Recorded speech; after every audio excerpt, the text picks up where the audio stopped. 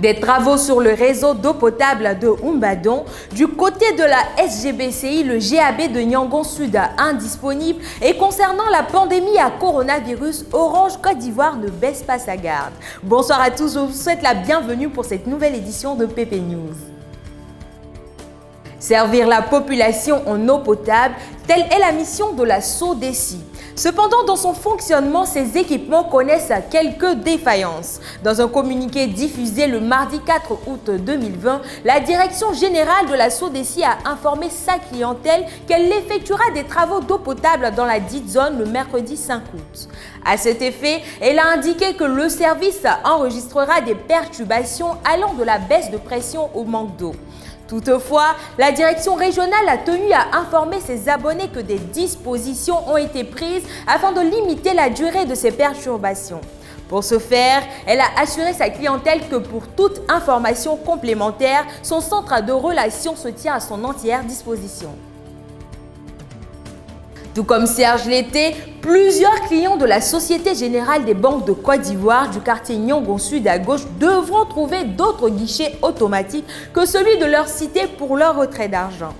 En effet, selon cet abonné de la dite banque, le terminal de paiement électronique de la Générale de sa zone a arrêté de fonctionner depuis plusieurs jours. De ce fait, pour leur opération bancaire, Serge et les autres clients de la SGBCI de cette cité sont obligés d'avoir recours à d'autres distributeurs automatiques éloignés de leur habitation. Devant cette situation et le silence des responsables de cette structure, Serge Lété a traduit sa colère à travers un post le mercredi 29 juillet 2020. Dans celui-ci, il exprimait son ras-le-bol envers sa banque qu'il accuse de ne pas faire suffisamment d'efforts pour la satisfaction de sa clientèle.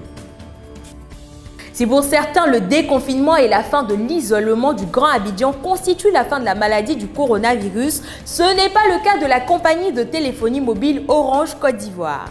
En effet, une agence de la maison Orange située au quartier 220 logements d'Adjamé continue de respecter les mesures barrières édictées par les autorités de la santé. Notre équipe en a fait le constat le mardi 4 août 2020 lors de son passage en ce lieu.